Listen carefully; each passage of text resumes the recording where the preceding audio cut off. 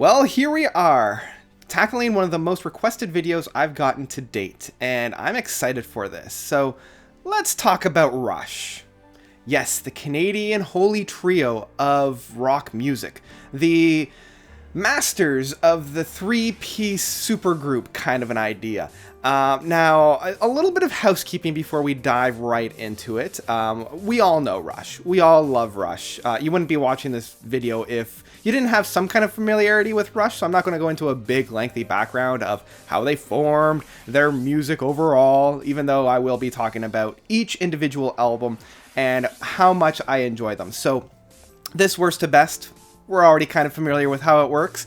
These are the albums that I enjoy worst to best. This isn't necessarily like a critical analysis of each album. This isn't necessarily a in-depth review of each one. This is just out of my own personal preference, which one I would listen to over another one. That's not saying that the last album on here is the best. That's not saying that the first one I'm going to be talking about is the absolute worst. It's just if I had a gun pointed to my head, which one would I choose to listen to first, and which one would I listen to last? Because Rush is one of those odd bands that honestly haven't really put out a bad album. Like, I've covered bands that haven't really put out a bad album, but even like the worst albums on here, the worst, I can honestly just say, are boring. But that's not to say that there isn't something amazing to be found on each of these albums. I also want to preface that my own personal opinions do bleed through, and I've tried my best to leave them at the door, but I still know my biases come through. So growing up, I was really only exposed to the big hits that we would hear on the local rock stations, and being a Canadian, there were a lot of Rush hits on the radio, as well as the 4 albums that I guess my dad and I had in our collection. So he had Fly By Night, he had Caress to Steel, then I had Hemispheres and Snakes and Arrows. So these 4 albums were really the only 4 overall albums that I was able to expose myself to. So enough of me rambling on. This is my own personal opinion and all that fun stuff. If there's anything you don't agree with, just leave an angry comment below. Just be kind to yourselves. It's just, this is all in good fun. Oh, also, feedback won't be featured on this because that is an EP. So EPs, re-releases, except for one exception, and live material will not be featured on here. The only things that will be featured on here are studio releases. Okay, got that out of the way. Now, on to number 19, the album I would listen to last.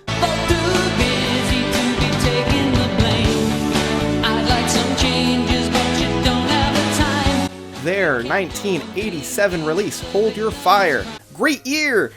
Not the greatest album. Hold Your Fire is fine, I guess. The way that I was structuring each of these kind of worst to best things was I was trying to actively look out something positive, actively look out something that I didn't quite enjoy, and then identify some standout tracks that I really enjoyed. And so, strengths for this album, it was harder to kind of pick out for Hold Your Fire because this was kind of their transitional period. This is where I kind of label when they left the synthwave version, but before they got really into their later career of the harder approach. And so this was kind of an identity crisis is the best way to put it.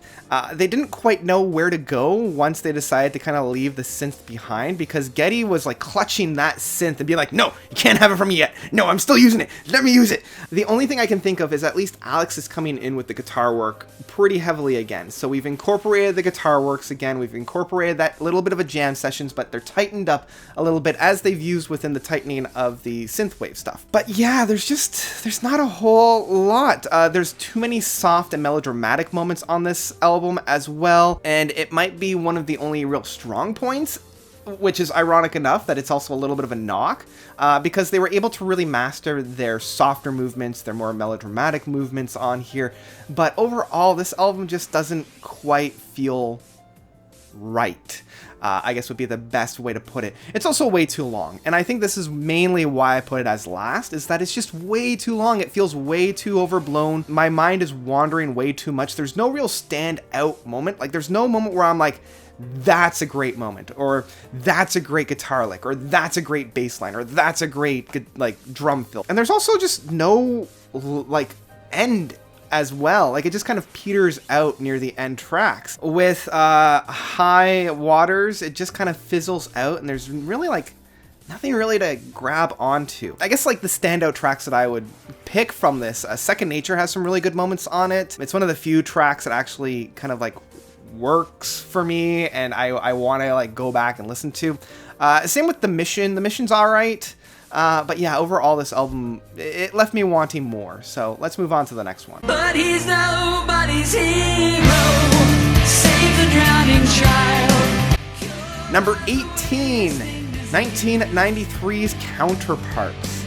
There really isn't any low points on this album, and that's probably what puts it above Hold Your Fire. I feel like compared to some of their other works on this list that will come a bit after, this album is a little bit stronger overall. But I honestly can't tell you any particular song on here outside of Nobody's Hero. Yeah, it didn't really, like, distinguish itself from the three albums that were kind of surrounding it, of Roll the Bones and Test for Echo. Like, it didn't feel quite as heavy-hitting as Test for Echo, and it didn't feel as, like, strange or as fun as Roll the Bones were. It just kind of was there. But, I mean, they did have the standout track of Nobody's Hero. It takes a look, it, like, really humanizes us. And I really, really liked Nobody's Hero. I thought that was a great, like, track. And this is the one that I will come back to. And that's what really puts it above Hold Your Fire. In the end, I still found this release of theirs boring. There's no real hooks. I can't remember anything after the first 4 listens of this album. Like, I keep, like, what songs were on this one? And I just found myself kind of tapping out near the end of the album. And that's something that you never really want to encounter within a Rush album, is just kind of tapping out. So let's move on to the next one. Though it's just a memory, some memories last forever. Number 17 is Caress of Steel, their 1975 album. This album was one of the few albums that I had heard prior to diving into their whole discography. I spent the entire summer and most of the fall just diving in and absorbing all of their music for this. And so Caress of Steel was one that I didn't have to spend a whole lot of time with. So it's odd that it made it so low on the list, knowing my familiarity with it. But, oh boy. Yeah. Talking about some of the strengths, the experimentation on this album is pretty damn impressive. For a band to do this in 1975, when progressive rock was starting to peter out, was pretty bold, and it kind of set the stage for Rush being that bold band that really didn't care what anybody else thought. They were going to write the music that they wanted to write. And it almost tanked their career. Jeez, like if 2112 didn't follow this album, who knows what would have happened. But yeah, I love the experimentation on this album. I love that they were trying something very different than the first 2 albums that came from it, and it really showed like a departure from that just fun rock that they were doing. But the weaknesses, the experiments didn't work all that much. Yeah, the whole second side of this album is just, it's practically unlistenable. And this is coming from a progger. This is coming from a prog rock guy. The whole second side, the one song that's on the second side, just does not work. It's too boring. There's no real standout moment. It just wanders the area looking for perch, and it's like, what is even the concept of this song? Anyway, yeah, that second side, And even some of the songs from the first side, like, I like the Necromancer. I like how fantasy-oriented it is. I love how, Lord of the Rings it is. That's fun. And the one standout track, the one that I really love, is Lakeside Park. And, I mean, coming from a Torontonian such as myself, I can vividly picture where they're talking about being raised in Muskoka. Again, definitely picture exactly where this song is talking about. Overall, this isn't their worst album, but I could see how a lot of people would be like, oh boy, let's not talk about Caress of Steel.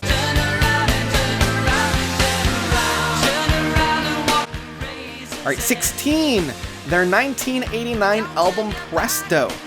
Unlike the other 3 albums that I covered, there's no real point on this album that I'm just like, oh god, please stop playing now. I think I'm done with this track. We can move on to something else. First 4 tracks off of this album are really, really strong, and I come back to these first 4 songs again and again and again. Right from Show Don't Tell all the way to War Paint, I just keep coming back to these guys. I really, really enjoy it. It's only when we get to like Scars where I start to tap out, and I feel like they stumble a little bit, and then they have a really hard time of recovering from that. But even from this stumble, the songs are still enjoyable, and I never really have to skip any of the tracks. Like, there's never a point where I completely tap out. They're still fraternizing with the synths. They're still, giving it the side eye, being like, hey, you're still my girl, right? You still my girl? Yeah, you are. Yeah, you are.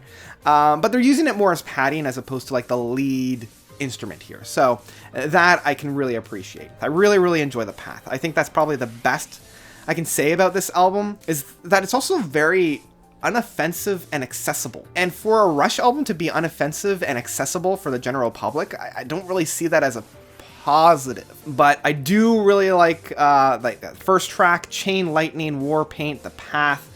All these songs are just like mwah. Mwah. That's what I was hoping for. And I think since the synthwave, these were the first couple of songs where I'm like, okay, now we're getting somewhere. Especially when I was diving into a lot of their music. Yeah, I also think like this album doesn't really try anything all that different than the previous album of Hold Their Fire, and the only thing that puts this above Hold Their Fire so much is those standout 4 tracks. Let's go on to number 15. Why are we here? Because we're here.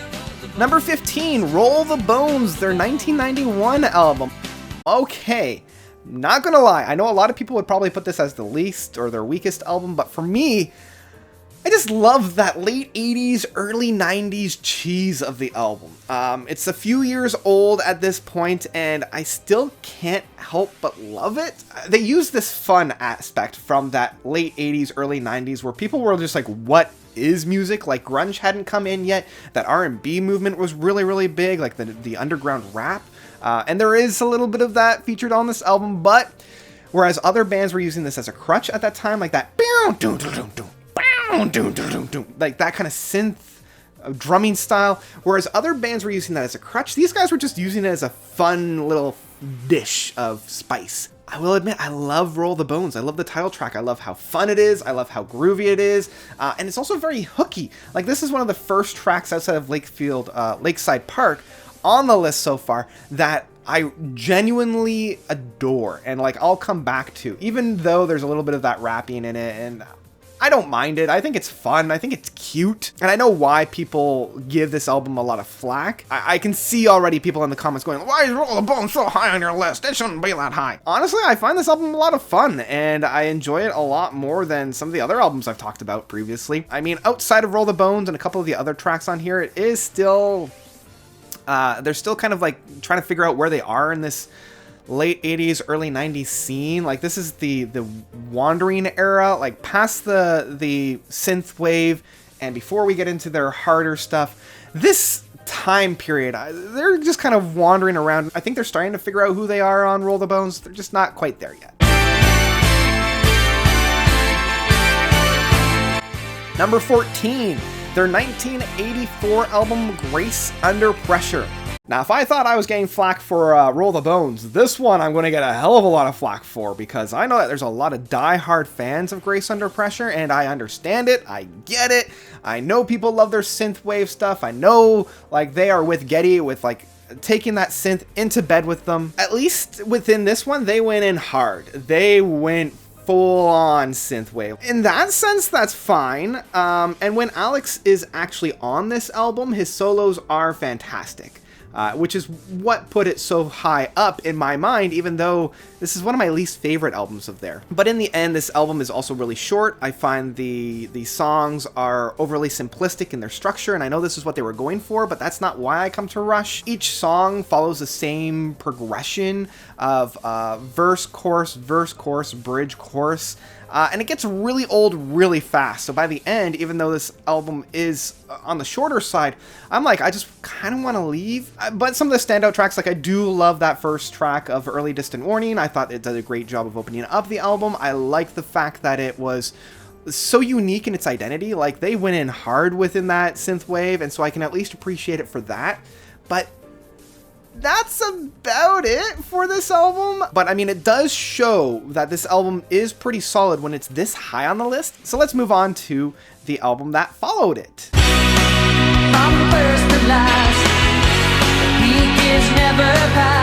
Number 13, Power Windows, released in 1985. What I love about this album? The cheese. What I don't like about this album? The cheese. Holy jeez. I would listen to this album above Grace Under Pressure only because where Grace Under Pressure, like, they went in hard with the synth, they went in hard with the cheese. And this is like a fondue cheese platter of 80s. And I don't know, there's a part of me that just loves it for that. Like, I love how unabashedly excited they are for this style of music, even though I can see Neil Peart behind them, just like rolling his eyes, being like, guys, what the hell are we doing? Why? But yeah, I mean, the one song that really makes this really stand out is Marathon. Like, Marathon is probably in my top 5 songs from the band that I love Marathon. I think Marathon is so good. I love the use of the synth. I love the use of the Mellotron on this and how it builds. I could talk endlessly about Marathon, of just how much I love it. And the only thing that's not giving this a higher rating is, outside of Marathon, there's no real hard-hitting track. I can't really take any of the tracks seriously, and that's why I love it. It's just super 80s cheese, and I think I prefer the 80s cheese because that's the other thing that really puts this above, is the fun aspect of it. Like, Grace Under Pressure doesn't have a whole lot of fun, and I feel like Power Windows has that fun that I was looking for. So that's what puts this track above Grace Under Pressure. So let's move on to number 12. It's my turn to drive, but it's my turn to drive. Number 12, Test for Echoes, their 1996 album. Okay, I know I'm going to get a lot of, this whole list I'm going to get a lot of flack for because of how strange and how odd it is compared to everybody else's, but I really enjoy this album. I really enjoy how heavy hitting it is. I love how mature their sound is after the 80s. I also love how driven this album is. Pun kind of intended in this one. It feels like they're finally finding their feet after the 80s, late 80s, early 90s. What are we doing? And this is the one that really kind of brings back that Rush identity that those late 80s, early 90s albums were trying to find. This is like them finding it. But this album still suffers a little bit from that identity crisis. Not all the tracks work. That being said, it's still a lot better than the previous albums that came out during this time. The standout tracks of Test for Echo and Driven are just, like, it gets my blood pumping. And I'm just like, yes, here we go. We got into some meaty hooks. We've got into some driven aspects.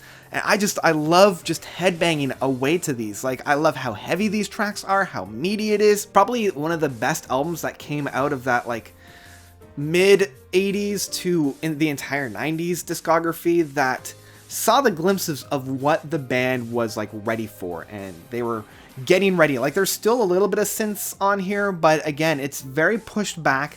The relationship that they had with it is done. You know, there's just like that little will they, won't they, but they're like, nope, we're done with it. We're getting into the riffs again. We're getting into that meaty atmosphere. We're getting into that rock that we, as a band, had laid our foundation for. It's for that I can't help but love it.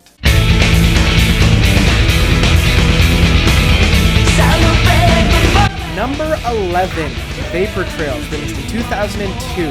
So, whoa. Not that Vapor Trails. Let's try that again.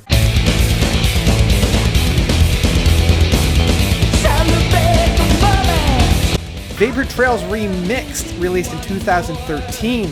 There we go. That's a little bit better. Yeah, so I'm not going to get into the whole backstory of why the 2002 version of Vapor Trails isn't the greatest, because the mixing, so I'm glad that they re-released it for 2013, because the 2002 mix, when I first listened to it, I was like, okay, so One Little Victory was great, but that's about it. Everything was compressed, everything was too loud, everything, it just didn't work. So when they re-released in 2013, I was starting to really dig the intricacies of this album. I really like the smaller moments that was able to shine within that new remix of it. I want to like this album more than I do. I really, really do. If you know the backstory behind this album, I mean, between this album and Test for Echoes, it was the longest stretch of time before there was new material for Rush. And for a lot of people, they thought like Rush was kind of done. And then like some pretty heavy travesties came within Neil Peart's life. And so you can definitely feel that there's a grieving process within this. There's a what do we do now kind of an essence on a lot of these songs. And the two standout tracks for me, already mentioned of One Little Victory as well as Ghost Rider. These two tracks are just gushing in brilliance. I wish, as I said, I wish I liked this album a little bit more though. Outside of maybe Ghost Rider and One Little Victory, there's not a whole lot of material to sink your teeth into. And also, this is one of the longest albums that the band put out with 13 tracks. And there's a lot of like material that probably should have been cut out or cut down a little bit. It's a little too much.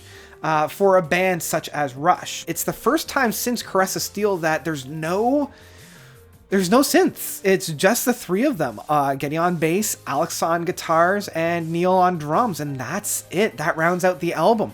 And so I really like that approach. I like the scaled back approach, even though they kind of overcompensated with the amount of music that's on here. And so, yeah, I mean, I could go on, but really that's about it. I really wish that there was a little bit more to really dive in and get excited for outside of what's already been talked about.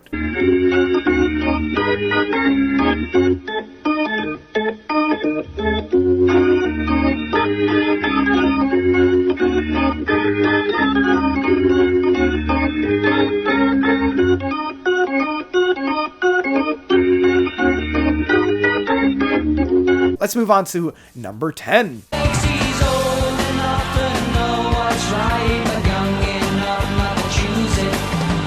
Number 10, Signals, released in 1982. So we're coming into the top 10, and Signals takes the top 10 spot. This is the first foray into the synth era of Rush, and it's, for me, the one that I can stomach the most. Subdivision's New World, man, these two tracks are bangers. I love these two guys, but the rest of the album is still okay. It's still really good times. But the main drawback for this album is its lack of real bangers, especially when you compare it to the past works of the band. Now, these are the songs that, like New World Man and Subdivisions, that do get a lot of radio airplay and a lot of playbacks, especially in live sets. But those are the only two tracks that really stand out, and the rest of the tracks don't, like, they're great when they're there, but I can't really recall them when they come back. Overall, this is still a fantastic album and my favorite of the synth wave,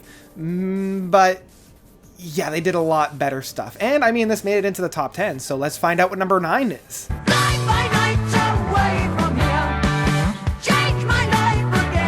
Number 9, Fly By Night, their 1975 album. So, Fly By Night. As I said, I tried my best not to keep the albums that I had heard previously impact how I felt about it. But Fly By Night really feels just genuine for me. This is the first album with Neil, because Neil wasn't on their first album, and it really shifts the sound. It has a lot of fun aspects to it. You know, much like as I was saying with Power Windows, this album is fun. This is that straight rock album. They've got a lot of really great meaty times. Fly By Night, the title track, is just amazing, and I love Rivendell.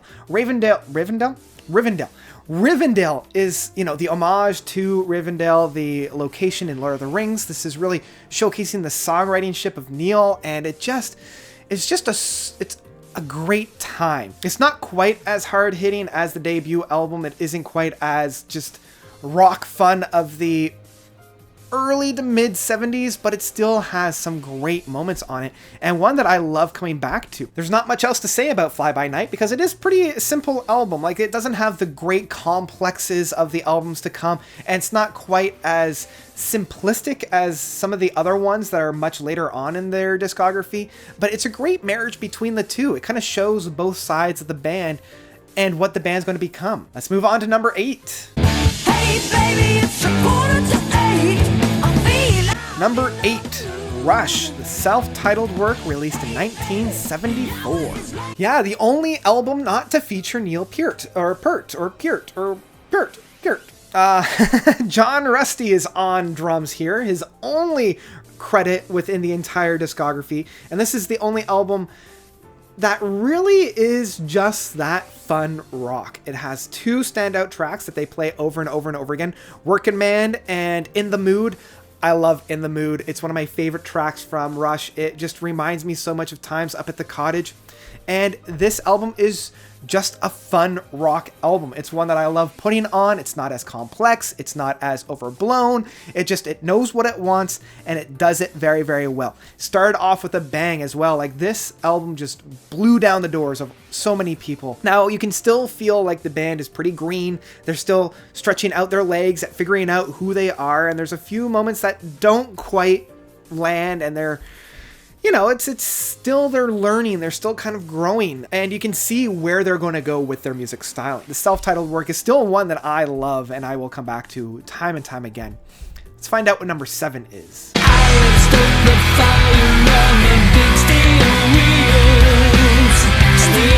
Number 7, Clockwork Angels, released in 2002. The last album the band released, and the only real concept album from start to finish. I love the fact that this is a concept album, and I love how solid this album is. Like, if they started with a bang, they ended with a bang as well. Really coming back and just hitting it so hard home. I love the concept of this futuristic steampunk type of a universe that they're playing in. They have some really, really great tracks on here. The first track really banging it really hard by saying, I can't stop thinking big, I can't stop thinking big. It feels so cohesive and whole, which is something that the other 2 albums from like the later of their discography was a little bit of their drawback. Much like Vapor Trails, this is an album that I wish I liked more. There is still, much like Vapor Trails, a lot of filler on this album. I do feel it is a little bit on the long side. Not every single track works. There's not a whole lot of like really shredding guitars or meaty bass line hooks or even great drum fillers. Like, it's a great cohesive whole, and each of the band members are playing very, very well together, but like, there's no real standout moment for any individual, and in some ways this is good, but in some ways it is a little bit of a drawback on the album as well. Points that I really love: The Wreckers, Headlong Flight, and that first track, it just gushes with energy, with passion, and this is the last album that the guys did, and this late in their career, they really went out with a bang. As I mentioned before, it's one of the heaviest albums that the band has put out. It's one of the most meaty albums as well. We don't have that whole like one person taking center stage or anything like that, but overall this feels very unified and whole however you cut it, and you gotta like admit that's an amazing feat, you know, going out with one of their best albums. So let's find out what tops this one. Some would say they never fear a thing. Well, I do. Number 6, Snakes and Arrows, released in 2007. This is my favorite from their later part of their career. It has so many really great hitting moments. This kind of took those criticisms that I had of Clockwork Angels and worked on those, even though this came out before Clockwork Angels. But it's got those meaty licks. Every band member has their moment to shine, and they're still playing as a cohesive whole. I love that they maintain that energy that they really captured from Vapor Trails and just push the music forward. They advanced their music even more so. With the instrumentations, they give a fresh take on some classic techniques, and I never feel bored when I'm listening to this album, even though it is still quite a lengthy album. Even though I've tried to, up until this point, put out some weaknesses, some things that I didn't quite connect with. It's starting to get harder and harder, but I still want to give it the proper dues. There are still a few tracks that don't quite stick the landing.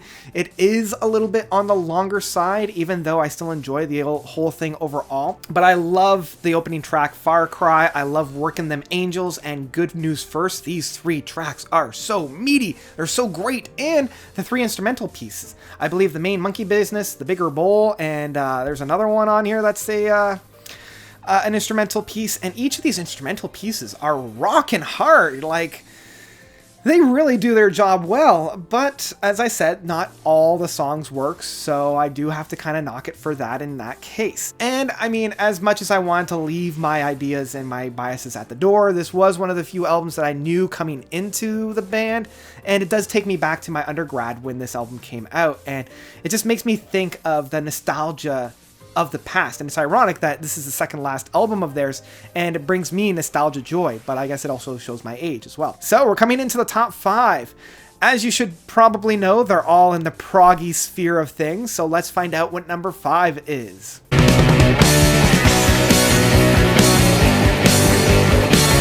Number 5, 2112, released in 1976. Yeah, I'm going to get some flack for this one. Putting 2112 as my 5th favorite album from them is an interesting take from somebody looking in, but let's hear it out. 2112, great piece. Love it. Very, very well done. But not their best epic. 2112 is a great example of the band in a transition. The second half of this album is very much that early Rush. It's got a lot of those very heavy-hitting, fun rock aspect of it. Tears is probably my favorite of these, but the rest don't quite land, and I think this is the weaker side. It's very raw, it's very unpolished, and in some ways it adds to the charm, but for me, it doesn't really serve the album all that well. Now, I will say that this album did save the band's career after Caress of Steel, so that's great. But yeah, that second side just doesn't quite do it for me. And it's that split, right? With 2112 being so great and so heavy-hitting, second side being less than stellar, it provides a very disjointed listen when I come down and I sit and listen to the whole thing. It still has its charm, and it did solidify Rush as being a very intellectual rocker of a progressive rock band, kind of. But very intellectual. That's the key there. Very, very intellectual. Let's go on to number 4.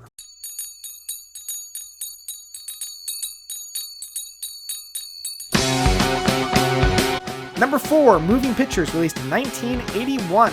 Does the same thing that 2112 does, where the first side is very heavy-hitting. Tom Sawyer, YYZ, Limelight, and even Red Bruschetta?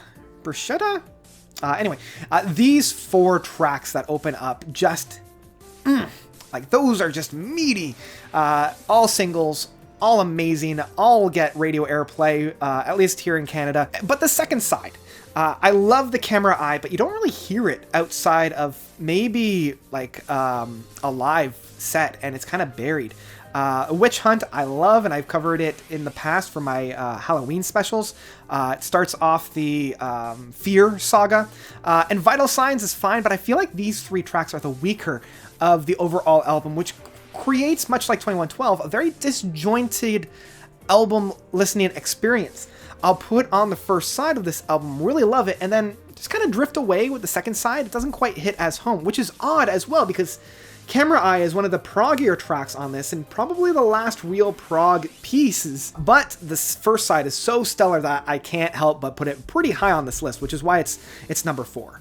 So let's find out what number 3 is now. We're coming down to the wire. Nothing to explain. It's a part of us. Number 3, Permanent Waves, released in 1980. The balance of this album is what sets it apart. They finally were able to get a balance of a structured album. It deals with a perfect symmetry of 2 shorter tracks and 1 long track on both sides. This provides a very enjoyable listen for the entire run, and all of the songs on here are stellar. There's no down point on this album because of this. The 2 shorter tracks on each side are very, very well done. And the longer track is just that experimental proggy piece that I love. Jacob's Ladder and Natural Science are 2 of the staple prog rock songs, because these are rockin' tracks. But if there was a weakness, and I do kind of have to look for it, I do feel as though Natural Science goes off the map with no real rhyme or reason. It just kind of just leaves and doesn't really come back. And with Jacob's Ladder, I feel like the big buildup that they build to doesn't really have a climax. They just kind of build and then it's there. Now that doesn't mean that the buildup isn't amazing. The buildup is amazing. But I was hoping that there would be like this great crescendo of something amazing before they went back to it. Now, I do like the shorter pieces on this. Different Strings is probably my favorite track off of this because of how just somber and heartfelt it is. But 2 albums overtook it. So, kind of comes down to this. Once I tell you what number 2 is, you automatically know what number 1 is. And through process of elimination, I kept kind of going back and forth. Actually, I kept going back and forth as to the number 3 spot. Number 1 spot was easy. Number 3 and 2 were the hard ones. So, what put number 2 at where it was? Well, let's talk about it. And the men who hold high places must be the ones who Number 2, Farewell to Kings, released in 1977.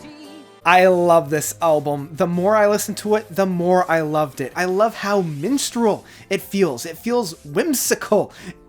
In the best sense. Like, it feels fun, it feels medieval, it feels all the things that I love about Rush. I love the experimentation while also being unabashedly nerdy.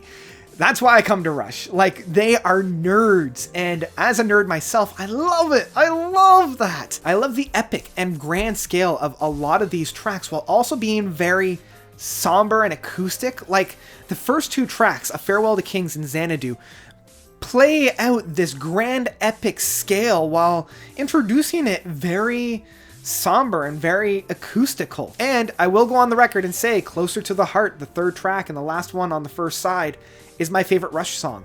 Even though it's a very, very short track, not even touching 3 minutes, but Closer to the Heart is my favorite track from them. I love that track. It gives me so many of the feels. Coming into the second side of this album, it still hits hard. Cinderella Man and Madrigal. I pronounced that one right. I'm sure I'll be told otherwise.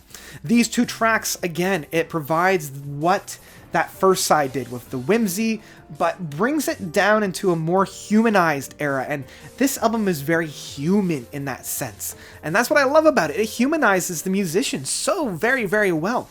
And Cygnus X Part 1, damn, that's a great track. Oh, it's so good. And again, it did exactly what Permanent Waves did, but I feel like it did this a little bit better by having 2 great epics encrouched around smaller pieces. Even though Farewell to Kings and Cinderella Man are a little bit grander in scale, Xanadu and Cygnus X Part 1 both are staple epics in that sense. And I love how Cygnus X1 is part 1 of the grand Cygnus epic of about a guy that basically goes interstellar and dives into a black hole. I love it. I freaking love it. And the music that is played just goes off the map, but in such the right way. And it sets it up perfectly for the next one, the number 1 spot. Like it leads on a little bit of a cliffhanger, and much like a great movie that ends and you know that there's a sequel coming, let's talk about that sequel that just knocks it right out of the park with the number 1 album from Rush.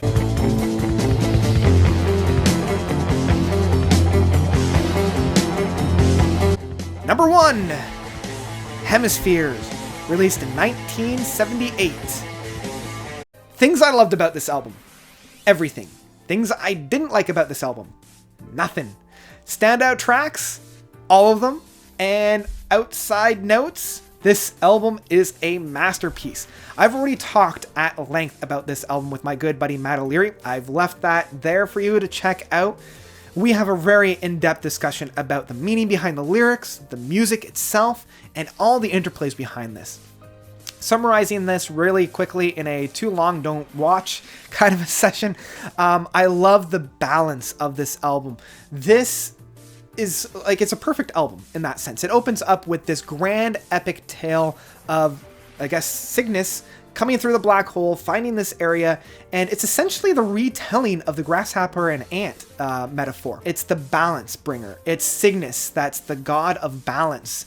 And that's where the whole hemispheres concept comes, right? They're split into hemispheres. It's a perfect allegory for our brain in the analytical and the emotional, the heart and the mind coming together as one in the perfect balance. And I love that concept. I love that concept. And I really, really like the trees. It's a fun, also dark track. That pure instrumental piece that ends this all off is just technical. Such a great track. And with that, that is all 19 studio albums of Rush's, ranked from worst to best in my own personal opinion. Those albums that I would seek out first, all the way to those that I probably won't be listening to a whole lot more. It has been a blast diving into all of these albums because, as I mentioned at the beginning, I wasn't all that subjected to Rush growing up outside of those handful of albums. So this really provided a great way to do that. And for initiating all this and for really putting the fire under me, I have to thank my patron of Matthew Zealot. Matthew donated enough to get this worst to best album review. And thank you, Matthew, so much for your patience in this. I know it's taken me a long time to get this video out, but I wanted to do it right. I wanted to make sure that I had enough grounding for each and every single album before I gave any kind of an opinion of. So thank you so much for donating. And if you want to donate to get either a live stream, an album review, or a band's worst to best, I've left that Patreon link down below. And thank you all for tuning in for this worst to best. How did you like it? How did you not like it? How would you rate your own list of Rush's albums? As I said, they don't really have any real bad albums, and after diving into it, they've got a fan in me, so I'll be seeking out my own Rush t-shirt outside of the one that I got when I saw their Snakes and Arrows tour. But yeah, that's about it for me. Thank you guys so much for watching. You guys are definitely the best. And until the next one, notes out.